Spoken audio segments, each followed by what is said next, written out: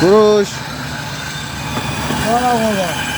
خوبی عزیزم، خسته نباش. مونده نباش. داداشم داری چی کار میکنی؟ بزرگوار داریم سنگ گرانیت و اسکوپ میزنیم، اسکوپ سیمی پروانه‌ای با اضاف که تو قاب گیر بکنه، چون جذب این سنگ هولوش 12 الی 15%، یعنی جذبش خیلی پایینه.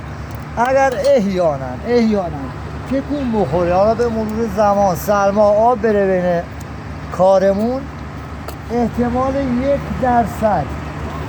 چون دوها به شما جوری میریزیم شغل خودت، حالا کارمون نیافتاده تو این چند سال 15-16 سالی که کار میکنیم نما میزنیم، حالا نماهای رو میدی قطعات ریز. ولی این کار اگر سیم اسکوپ داشته باشه بره پشت کارم، دوغابم خدایی نکرده اگر زمانی تکونی بخوره اون سیم سنگو کامل نگه میداره. یعنی من اسکوپو میزنم بدون چسب سنگ، بدون لقمه، فقط به صورت زبدری با شیارای کج از سیم من سنگو بلند میکنم. میشه خواهش کنم یه دونه برام اجرا کنی نگاه کنم؟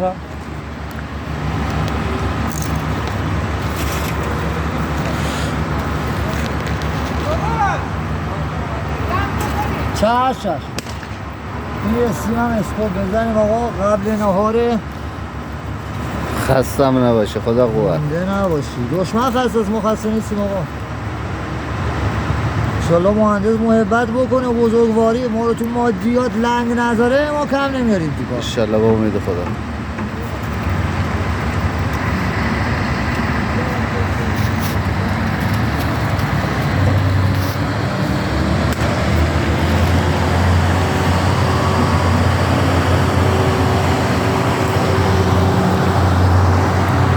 روز اولمونه ابزار کارم کامل نیاوردم، دارم با یه سیم روش که با چکش بند کردم کار فازمتر رو انجام میدم. اگر ابزار کارمون هم باشه بهتر کار انجام میشه.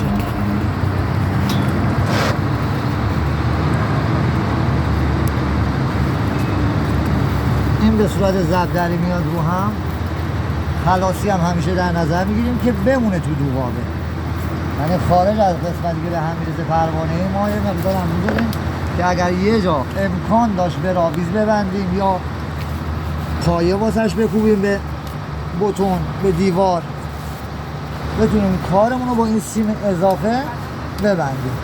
دو تا سیم هم به این صورت میبندیم به هم بازم. عرض کردم یه حلقه هم میذاریم واسه کارمون، این هم حلقه کارمون که میره تو دوغاب علاوه بر اینا. حالا این سیم یه مقدار گفتم شله، منم نمیخوام چسب سنگو وصله بزنم، که از همون سنگ خودش به صورت برعکس که جذبش بیشتره میاد پشت کارمون.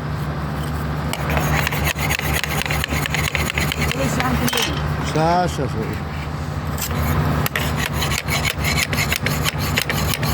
آقا ما کلاس موسیقی نرفتیم ولی اینم خدا قوت.